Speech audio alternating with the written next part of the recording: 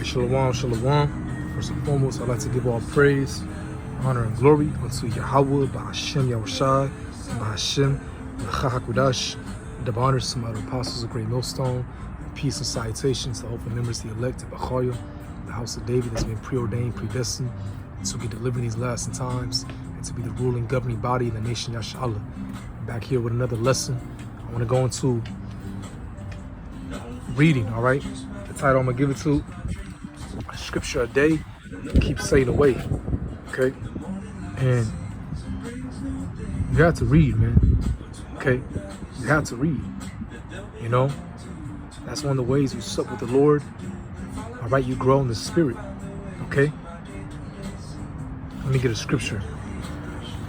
All right, Matthew 4, verse 4, all right?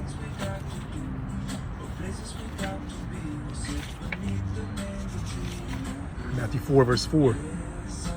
It says, "But he answered and said, It is written, man should not live by bread alone, but by every word that proceeded out of the mouth of God," out of the Most High, Yahweh. Okay, Ba'ashem Yahushai. And that's true. You know, yes, you need your physical nourishment, which comes by food and water, but you need spiritual nourishment, which comes by this word. All right? Actually, let me get another scripture. Okay, Jeremiah, I believe it's Jeremiah 7, maybe. But you have to read. That's how you grow in the spirit. Okay, and I notice when you don't read for several days, you feel like spiritually famished, if you will. Okay, so that scripture is very true. All right, if you're an Israelite, if you're a prophet in this truth, you have to read. You know, it's cool to watch videos. Of course, that's how you grow as well. All right, applying the spirit, you know, applying these spiritual attributes, applying wisdom. Okay, watching videos, like I said, you know, there's many ways to grow in the spirit. All right, reading, watching videos, fellowshipping with Akim, rehearsing the righteous acts, trying the best of your ability, like growing in the faith. Okay, but one of the ways, like I just mentioned, is reading. Okay, one of the ways is reading and then applying it. You know, not just reading and not applying it. You know, not just being a hearer of the word, but being a doer. But you want to read these scriptures, really dive into the secular history. You know, study, which I'm gonna get that scripture. Let me get this Jeremiah. And like I said, I notice when I don't read for a few days, I feel spiritually famished, you know? But when I read, I feel boosted up in the spirit. Because some days I'll not read, and I'll be like, man, what the hell's going on? Like, it's like I feel weak almost. And then I'll read, and I feel energized again spiritually, like powered up, you know? So that scripture is very true. I just read in Matthew, the 4th chapter, verse 4. Okay, this word is likened unto bread, all right? It's likened unto water, because it spiritually nourishes you, you know? You know, the scriptures even say how, you know, when you come to this truth, you gotta be like a babe. You know, you're on that milk, all right? You know, you're getting that milk, and then you start getting to the bigger breakdowns, which is the meat, okay? Which that's only given to you, the understanding is only given to you by Yahweh Bashmashai. So let me get the scripture. Jeremiah 7, verse 17. Actually, that's not it then. Okay, hold on. I think it may be 17:7. Bear with me 1 second. Give me a second, hold on. Here it is. 17, verse 7. It says, "Blessed is the man that trusteth in the Lord, and whose hope the Lord is." Right, so you have to have faith. You have to trust in Yahweh Shemashai no matter what. Okay? It says, "For he shall be as a tree planted by the waters, and that spreadeth out her roots by the river, and shall not see when he cometh, but at least shall be green, and shall not be careful in the year of drought, neither shall cease from yielding fruit." Right, so a tree that's planted by the waters, you know, by a river. It's a very vibrant tree, you know, has fruit on it, very vibrant, alive, all right? Not, you know, malnourished or anything. Okay, and that's talking about, you know, trusting or having faith, okay? But that can also apply to, you know, you growing in the spirit, all right? And like I just mentioned, the many ways, you know, fellowshipping, praying, fasting you have to, you know, really being about the truth, really being sincere. And of course, reading. You know, when you read, you're growing in the spirit. All right. And that builds your faith, actually. Okay. That builds your faith and your trust in the Lord. You know, you read about the many accounts in the scriptures, how the Lord delivered us, you know, how he delivered the prophets.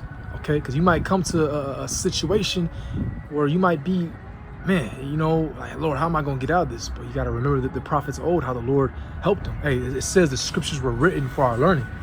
Okay. We're coming to times where all that hell is about to break loose, famine. So when you read these scriptures, it comforts you, you know, it comforts you. That's another thing. Read these scriptures to comfort your mind. All right. Because when all hell breaks loose, you know, you will have this word within you. You'll be comforted. You'll know that, you know, the Lord got us. He said he's going to feed us and we're going to drink. All right. He's going to take care of us. Okay. But you got to read though. Okay.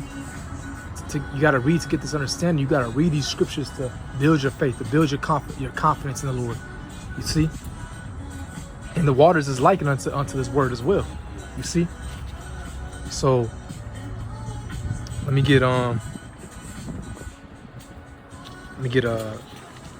was that? 2 Timothy I quoted. Let's see.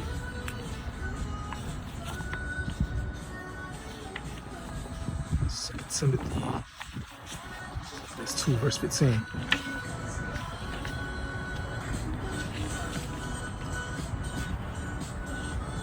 Verse 15 in 2 Timothy, right? It says, study to show thyself approved unto the Most High, a workman that needeth not to be ashamed, rightly dividing the word of truth. Right? So you have to study this in this truth. Get down to scriptures, get down to secular history. And that starts by reading. All right, going to different accounts in secular history, reading the scriptures, going into, you know, the breakdowns. Again, it's good to watch videos, of course, but you have to read. And also, if you're watching videos and you're watching camp videos, especially, you know, now depending on how long you've been in truth, but if you're a new beginner, if you're a novice, get out your notebook and your pen. Don't be lazy. Highlight. You know, we all had to go through that. Now, when you've been here for years, sometimes you can just, you know, watch videos while you're just chilling, you driving, watching videos, working out. I like to do that. Every now and then you do got to come back to that, you know, how you were in the beginning, getting that notebook and getting that pen and them highlighters. All right. I got to do that myself. All right. Because, you know, we'll catch ourselves, you know, just chilling, listen to videos. All right. Which is good. But you also want to go back how you were in the beginning, taking notes again, even if you've been through it 100 times or just reading along, you know, if you have the time, if you have nothing else to do and you're watching videos, read along. All right. Because it keeps you in that locked in focused spirit. All right. And you can read the scriptures 100 times, but all of a sudden it's like the Lord will give you like a new revelation. And how can I explain it? It's like, because these scriptures are deep, man. It's like waters. It goes deeper and deeper. Because you can read the scripture 100 times, but then when the Lord pours that spirit upon you, increases your knowledge and your understanding, you be like, oh dang, I didn't see it like that before. You know, you get like you get a deeper understanding of that scripture, even though you read it before. All right, that happens to me. I know that happens to a lot of brothers. Okay, you know, it's beautiful. That's how you know you're increasing. Okay, but you have to read, man. And again, the scripture today keeps saying away. It's like when you get into His Word, like I said, you're supping with the Lord, because He comes in the volume of the book, and it's like it creates that force field around you to keep Satan away. You know, that's what I noticed. Okay, so let me get Revelation, the first chapter, verse 3. All right. Revelation chapter 1, verse 3. Blessed is he that readeth, and they that hear the words of this prophecy, and keep those things which are written therein, for the times at hand. Right. So blessed is the man that readeth. Okay. And not just being a hearer, but being a doer. You have to apply the scriptures of what you read. You know, that's why it's good to go into that's why it's good to go into like Proverbs, Ecclesiasticus. Those are like the mannerism, the applying wisdom type of scriptures, I call. Okay. You know, you go into you go into prophecy, you go into history. Okay. So you're constantly learning, constantly increasing. Okay? Cause I gotta get back into that spirit of reading 15 minutes at least. You know, I remember when I first came in, I remember I was reading like 12 chapters a day, you know, studying for like 2-3 hours. Okay? Now, of course, you don't want to study too much. That's weirdness of the flesh. But you know what I'm saying. Okay? Just be balanced with it. Okay? And again, you know, you may not have the time to read, but you can at least read a whole chapter. If you know, you may not have the time to read a whole chapter or 2 or 3 chapters, but at least read like a scripture, you know, a verse. Or what I like to do as well, and I'm just giving like suggestions out. Okay, type in audio dramatic Bible version. Okay, because it really kind of sucks you in with the